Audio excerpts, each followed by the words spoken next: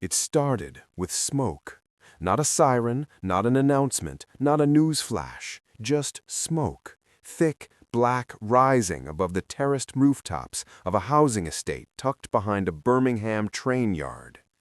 People thought it was another electrical fire, until the screaming started. By the time the fire brigade arrived, it wasn't a fire they had to put out, it was an uprising. Wheelie bins torched and rolled like battering rams, bottles hurled from rooftops, garden fences ripped up and used as barricades.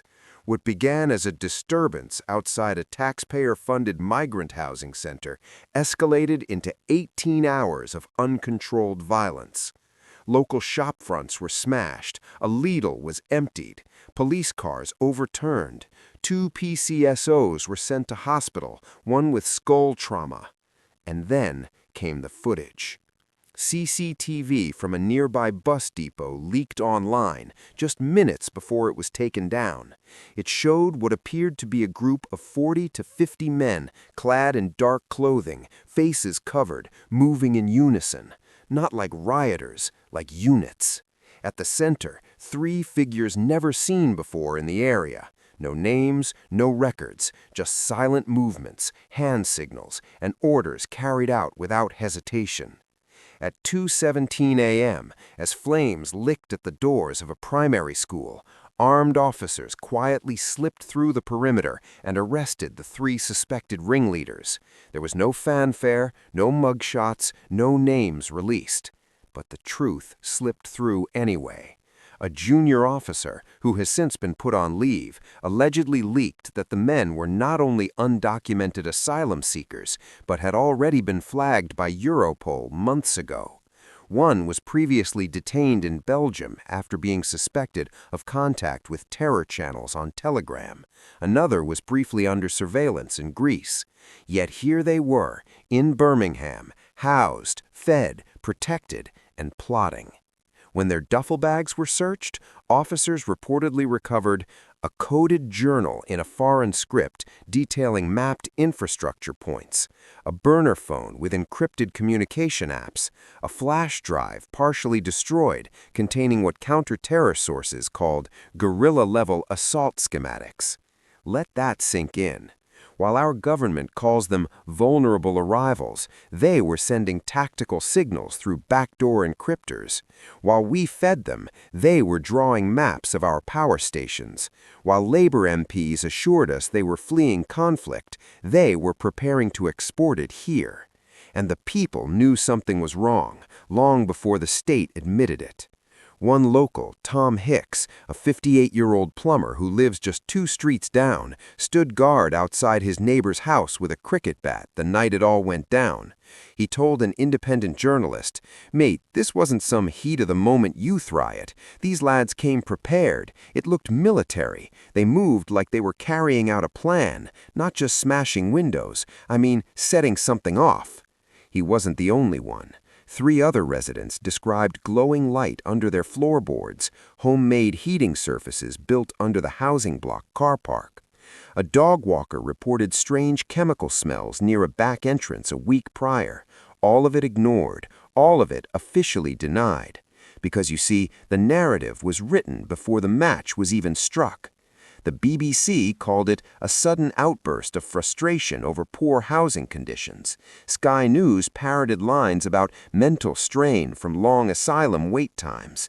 Not a single outlet mentioned the initial arrests, not one. Instead, the story was yanked out of the fire and reshaped into a neatly packaged explanation. Vulnerable people, overstressed, a spark of disorder. But what you saw was not disorder, it was design. Because in the days leading up to the riot, 2 separate reports were sent directly to West Midlands Police, warning that a radicalized subnetwork of migrants had entered the city via a Romanian smuggling route. Those files were marked non-actionable. Why? Because pressing further would risk inciting public tension during the school term. That's what the memo said. Think about that. Public safety subordinated to political convenience.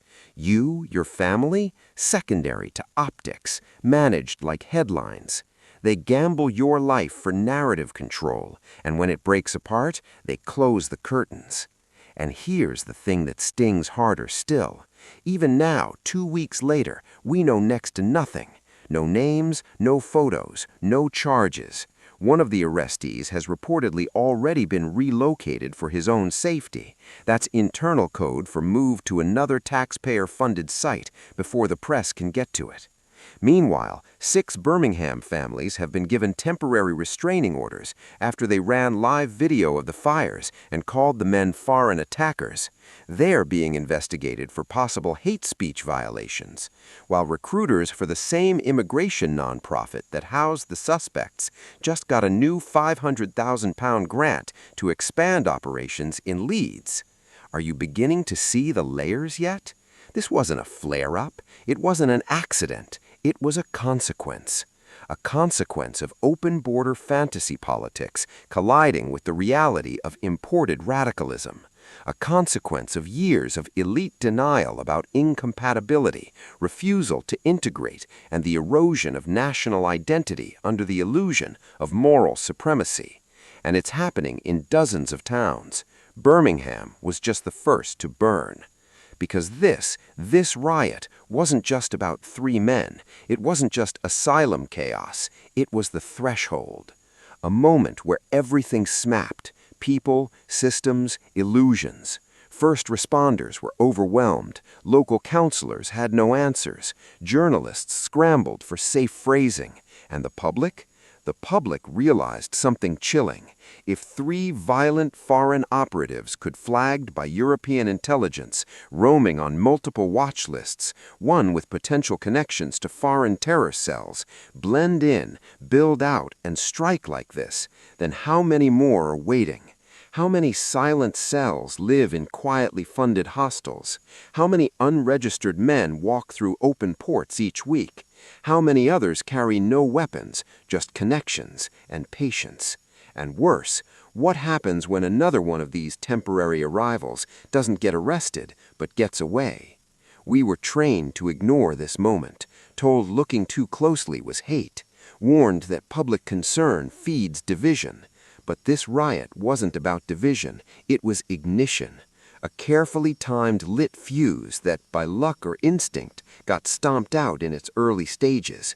But it lit the room up. It forced thousands to finally see what's really moving behind the curtain of compassion.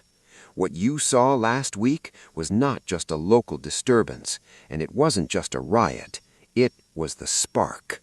What if the riot wasn't the beginning, but the proof of something already underway? Because as Britain watched broken glass fly and police retreat, the real question echoed on every honest lip across the country. How did they get in? How did 3 men, flagged by European intelligence, roaming on multiple watch lists, one with potential connections to foreign terror cells, enter Britain effortlessly, set up base, and coordinate a domestic catastrophe under the nose of an entire government? The answer is simple. They didn't sneak in. They were welcomed.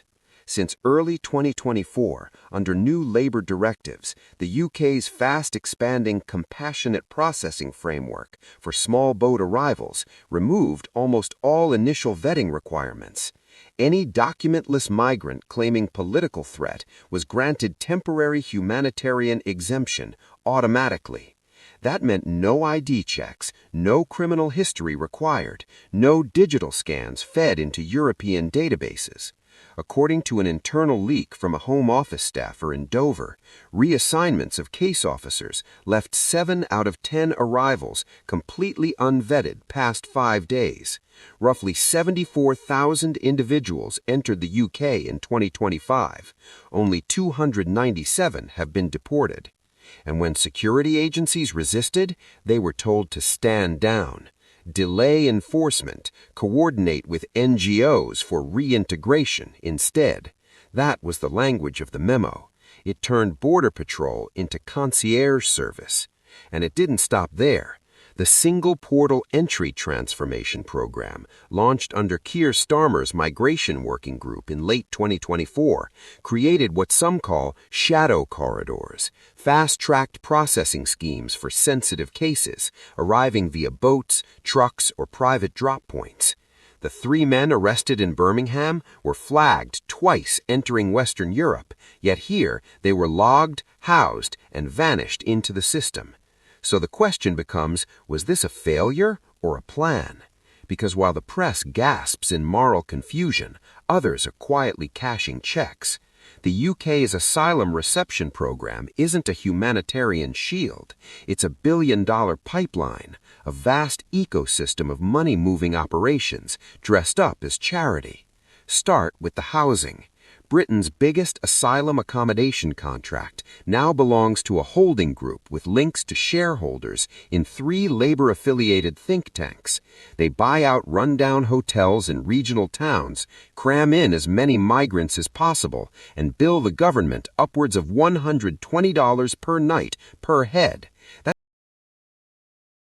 It's quiet now, but not in the way peace is quiet. The kind of quiet you hear after a hammer stops ringing and before you see the damage it's done. The shopping streets are slower.